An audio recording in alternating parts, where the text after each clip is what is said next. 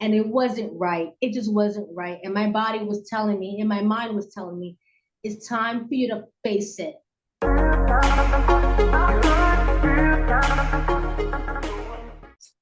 Hello and welcome back to another episode of Fierce Fridays.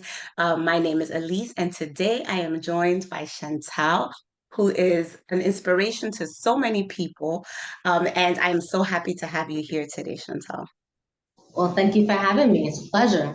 I'm really excited to talk to you, and it's so nice to have Cece in the video because oftentimes it's just the parent, right? And we don't Yeah. have the videos, but this gives people a real life view of what a day in your life looks like. And before we logged in, you told me that Cece has pneumonia. So we are praying for her and ask those that are watching to pray for Cece to get better quickly. Um, and I'm glad she's here because what I really want to talk about today is the everyday experience, right? I've talked to other moms and we've kind of talked about the general overview of what life is like, but a Mhm. day in the life is one of the things I would love to talk to you about today. So tell me, what is a day in your life like? Normally, she has school from Okay. 8:30 to 10:30 in the morning. So during that time, she's doing her school thing with her teacher. She's using her A Talk buttons to communicate. She verbalizes a lot. Um, she does well. She does a lot of painting, reading. Um, she really, really, really does well. I mean, like she has gained so much strength in her hands because knowing that she doesn't really go to occupational therapy so much, so she has really gained so much strength in her hands to paint and to hold objects and to hold it Wow. longer. And it's just amazing to see her progress. It's amazing to just watch her turn pages and watch her comprehend and engage and just stay interactive. It's just amazing. So that's 8:30 to 10:30. And then during that time, I'm having my breakfast. I try to find out my opportunity to get my coffee going, get my boiled eggs going.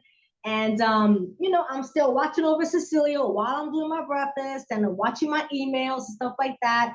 So that's from 8:30 to 10:30. Then after school, then I usually put the usually I put her to lay down so I can help her go to the bathroom because Okay. even though we are on Marilax every day, but she still's gonna have that low muscle tone, so I still have to help her go. Okay. So it takes about like half an hour to an hour to help her go to the bathroom, and then I have to blast my music. I need my music to get me motivated. I need it. I always blast my music every single day. It could be hip hop, Spanish, reggae, whatever Cecilia likes, I just blast that. So while I'm doing that, she's resting. And then like after that, it's her meds time, medications for her seizures and for her bladder, because she does have urine retention bladder. So I do that as well. And then I find a little bit time to work out. So I take out my weights and I work out and I let her watch me. And during that time that I'm working out, according to how she's feeling, then I put on her braces on her, and then we go look out the window and stand up, just looking at the trees and looking outside. And I let her do that for about, I would say, half an hour to an hour, and then we start actually dancing and stuff like that. So that's just yeah. And then after the braces, then I put her back down because she has to poop again. and then and then it's actually lunchtime. So I'm feeding her, and while I'm feeding her, I still have the music blasting, and we're just hanging out. And I take my breaks and just catch a little breather in the kitchen and stuff like that. Um and then I defrost my food for dinner. And then yeah, because I still make dinner, of course. So you know um I mean, yeah, that's just basically how the day goes. And it shows how routine is very important in our world, right? We have to have a schedule, Yes, we have to have a routine. And yes, for those who don't know you, right, because I know you and I know a lot of people that will watch this know you, yeah. but tell us, what is Cece's diagnosis? How old is she? A little bit about Cece. Okay, so Cece has Edward syndrome, trisomy 18. She was diagnosed 4 days after she was born via C-section. Um, and I'm sorry, what was the question? How old is she? She's 13 years old. It's okay. It's you have a lot going on, so it's totally okay. Yes, yes. So yeah, I mean, she was full trisomy 18 at birth, and then after a year of seeing genetics, they recommended to do the fish test because they seen that her characteristics was different from a full trisomy 18 kid. So they was like, you know what, we're gonna retest her because I'm pretty sure she's mosaic. Not all her Okay, cells are full trisomy, and we did gotcha. that, and it came out that she was only 25% affected. We didn't know which cells were affected, and the doctor didn't want to do any invasive testing, so we just left it at that. Okay. And that's just how it's been 13 years of, you know, catheterizing her, seizures, you know, basically those were her biggest challenges is her seizures and her just her urinary intention. That's just her biggest challenges right now, medical wise. Yeah. I see, I see. So it's interesting. Every time I do one of these interviews, I learn something new about the person that I'm talking to. Your story is different from the story of many of our stories in that you didn't find out when you were pregnant. They actually at my 20 weeks the tech gentleman had told me just so you know your baby girl is going to need treatment for the rest of her life. Oh, So I mean at that time I was going through a huge depression, so my okay. mind really wasn't there, and I was like, okay, my mom was with me and I'm like, okay, it's no big deal. I have asthma, I have eczema. It's not a big deal. So whatever. She has that, she has that. We'll just deal with that. So I'm just like literally dumbfounded. I'm like, okay, but then like she's born and she's in the NICU for like about a month and a half, all these tubes, and I'm like, is all this that serious? Mhm. So right, because so they told you Okay. something was wrong, but you didn't really grasp or understand, or they didn't go into detail about what was wrong. So They you're thinking was did. like maybe, oh, they did go, okay, they did They tell you. did, but that's the thing. Like when a person goes through depression, is like their Right. mind zones out. So I really Yeah. wasn't really like taking in the Receiving. information the way I Right. wanted to. So I just Mm-hmm. was observing everything. And I'm like, I know I was told this, but why she got that in her nose? Like, what is? And then I learned as I observed, I learned more and more. And I'm like, man, she got this. She got this. She don't need all that stuff.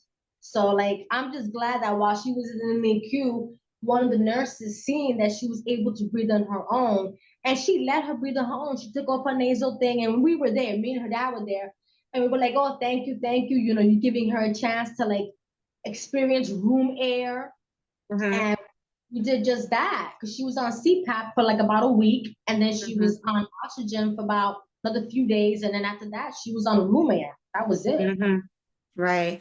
And that's a really good point that you just made about how, even a person that's not depressed, it's a lot of information that's given and it's hard to grasp it. It's hard to like be like, it's almost like, what did they just say to me? Right? Like, I don't even like, what did you just say to me?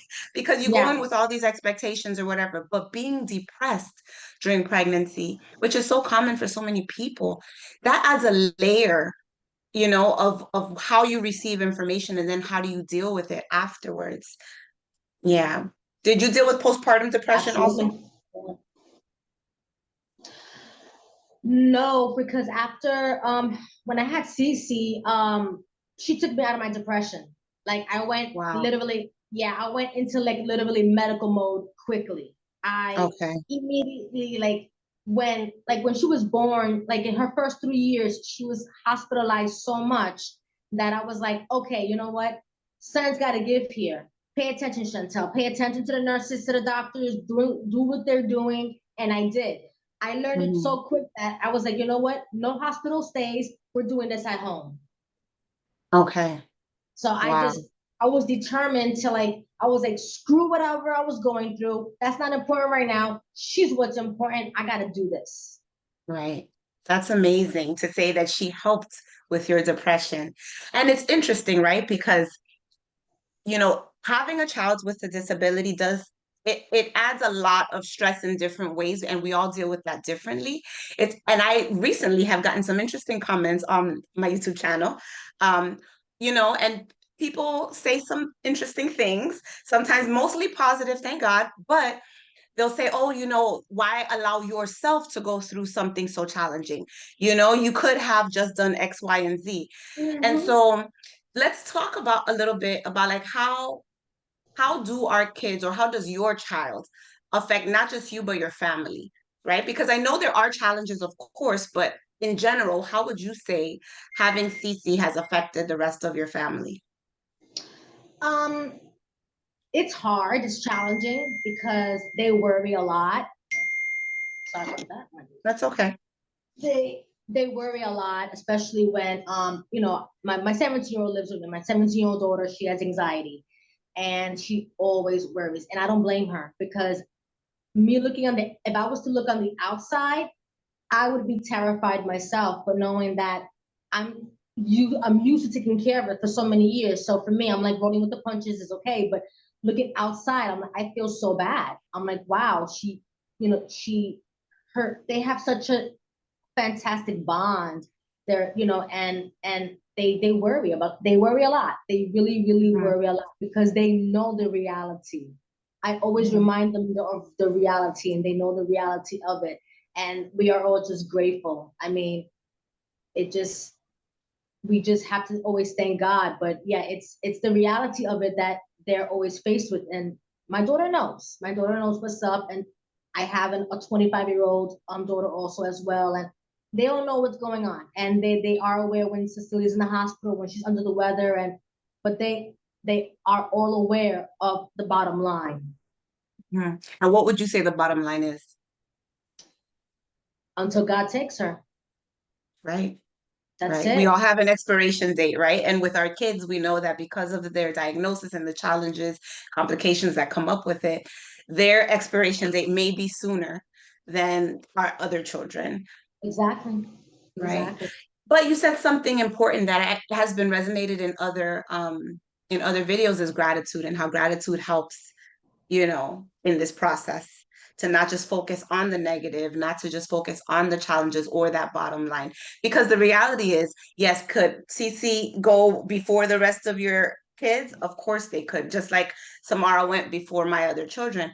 Yeah. However, God forbid, no one knows when they're going to go. Accidents happen, things happen.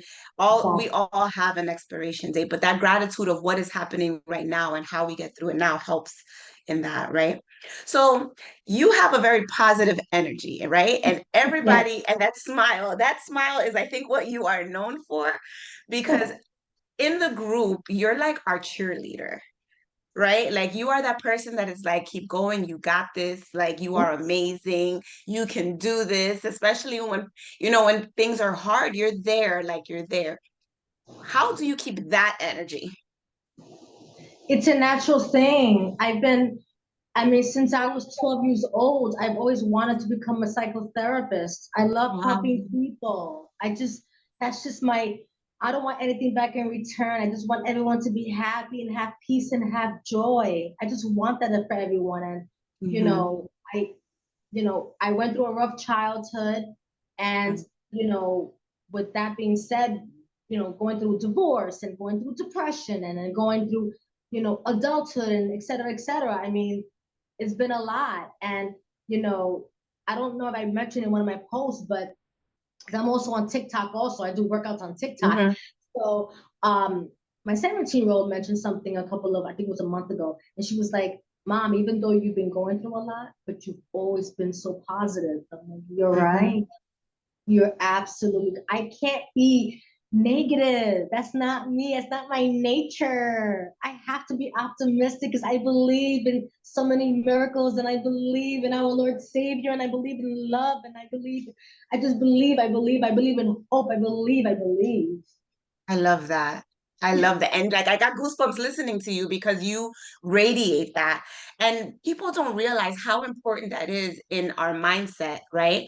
That, in getting through the day to day and not focusing only on the negative. And you said it, there are challenges, there are hard times, there are realities that we have Yes. to face. It doesn't mean that we ignore it. Optimism doesn't mean you don't know the challenges that exist. It means that you choose not to focus on the challenges that Exactly. exist, right? Exactly. Yeah, Exactly. yeah. Exactly. Yes. Yes. Wow. So, in the process of it all, too, you talked about like exercising and music. You talked about things that you utilize to help you. And I'm Yes. sure that helps your mental health and your body and Oh, everything. yes. So let's talk about self-care, right? How important do you view self-care? And what would you say to somebody that's struggling with, not just in this situation, like having a child with a disability, but just life? Life is hard. How do you still manage to fit in self-care despite life? Sweet love, I just roll with the punches and I squeeze in what I can. That's what I do. I That's it. squeeze it in. That's what I do. You have I to love that. squeeze it in. It's I so love worth it. that. Just, I know it's a lot, but you need to squeeze that in. And when she's laying down or she's getting a feed in or whatever the case is, I put on her lights on her wall and I just get my weights and I'm, that's it. That's it. That's it. You squeeze it in. But you know what? You're saying so many gems because sometimes it's like, oh, I'm so busy. I don't have the time. I have too much going on. Squeezing it in doesn't mean that you have to allocate an hour to go to the gym and exercise. It means if it's 10 minutes lifting some weights or putting on some music to change the atmosphere and change your mood, if it means taking a moment to sit and take some deep breaths, whatever it is, squeeze it in. I Yeah. love that.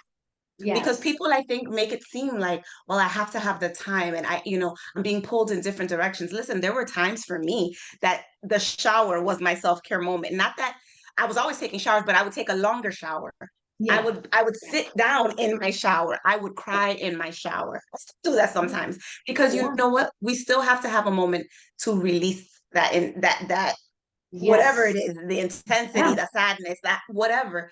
And so that is good. That is good. It's Now, important. it's I'm important. sorry. No, no, go ahead.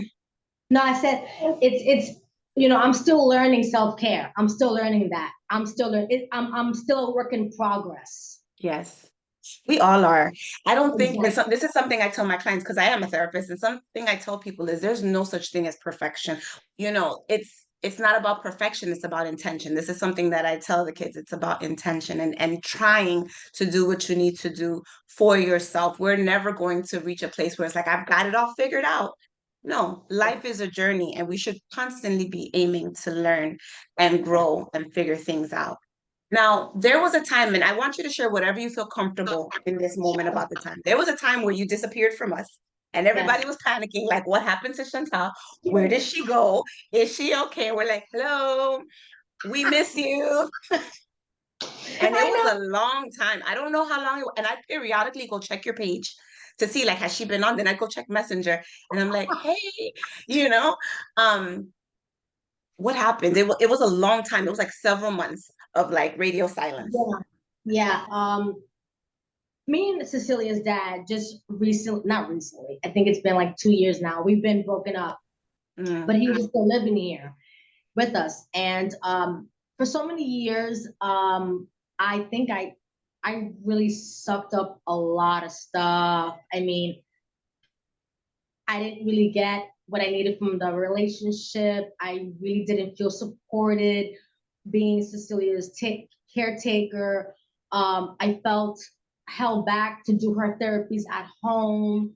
Um, yeah, I mean, he's a sweet guy. He's such a kind hearted. He really is. But I couldn't really do therapy with Cece, hearing him say, oh, but what's the sense of that? Let her just have fun or let her just be comfortable or she's not gonna walk. She's not gonna walk. And I'm like, dude, like, are you serious? And like I said, I sucked it up for so many years that finally I had to tell him to leave, and I had to start doing things on my own and be independent, which was really, really hard. And I was also dealing with my mom's passing. She passed in 2018. So I don't really talk about her much because that's still very painful to me. But I was sucking up all that. I was like keeping everything in. And then for some reason, yeah, on my birthday of last year, that's when I decided not to go back on Facebook. I went into numb mode and I couldn't figure out why. And as time went on, I lost interest in a lot of things like Facebook, which I was surprised that I lost interest in that because I was enjoying helping out so many families. But I would get anxiety trying to log back in. So I was like, okay, this is serious. This is serious stuff. And the depression just continued, and I my days were filled with a lot of unfortunate sadness and cries, and but I still pushed through to take care of Cecilia. I was also leaning on her dad to come over and help me out because I didn't want my depression to affect me taking care of Cecilia, but apparently I did just fine. So then I think it was in July or August, I had to get help. I'm like, you know what? I need to speak to a professional. I need help. I can't keep going on like this. I don't like the way I'm feeling. And and I'm continuing to see her. She's an awesome therapist. And but I don't know. I think that I was realizing it on my own during my depression, like Chantel, it's time that you take care of you. You haven't took care of you in such a long time. You've been through your divorce.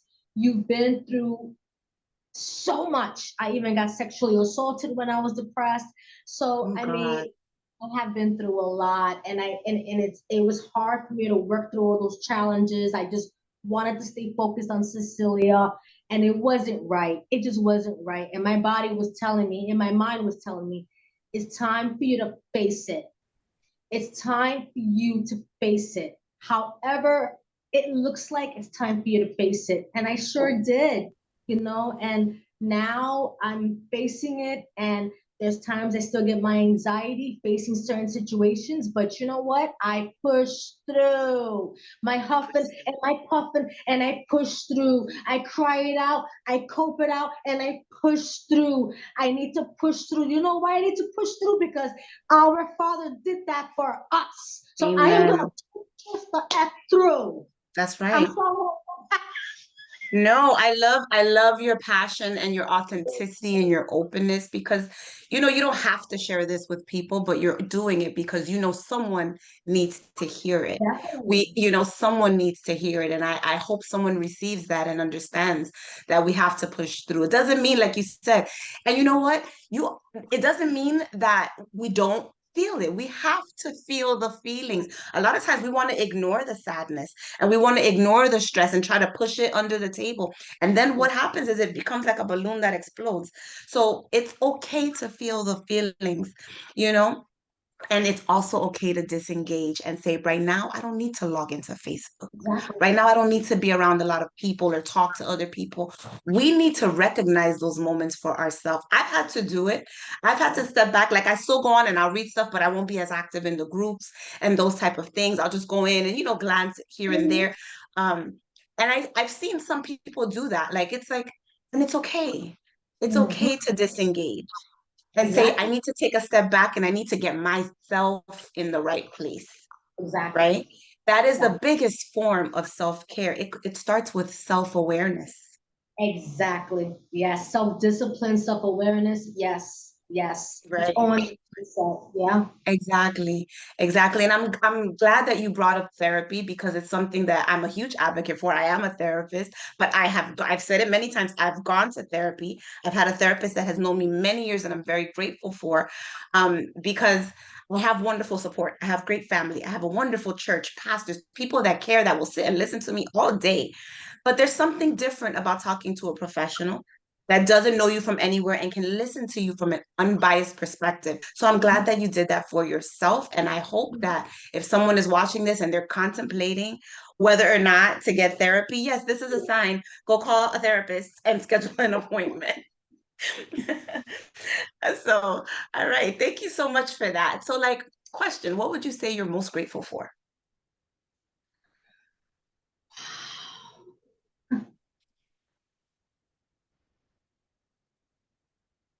I am grateful for the signs that I get every day.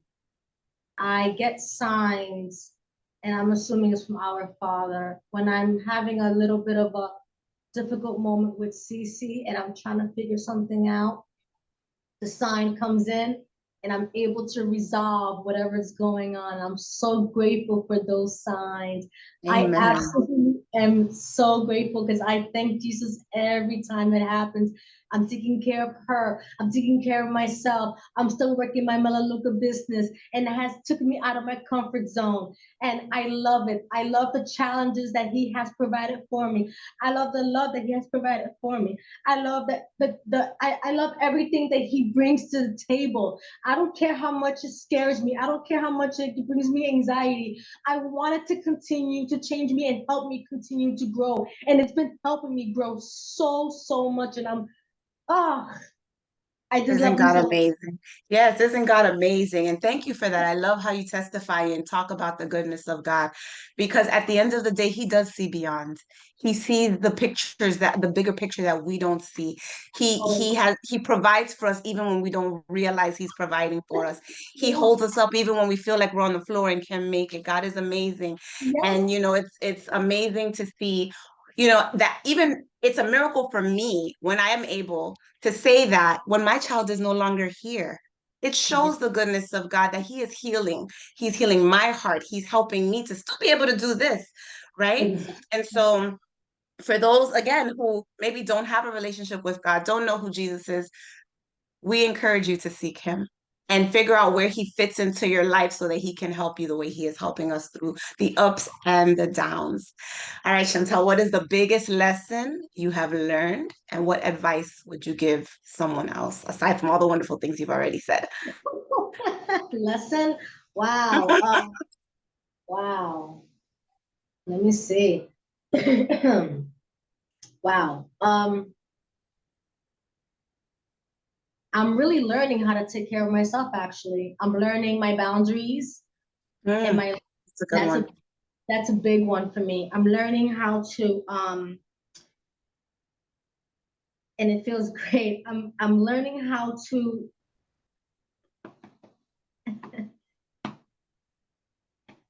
I'm learning how to take care of my inner me through my Mm, trauma, through everything.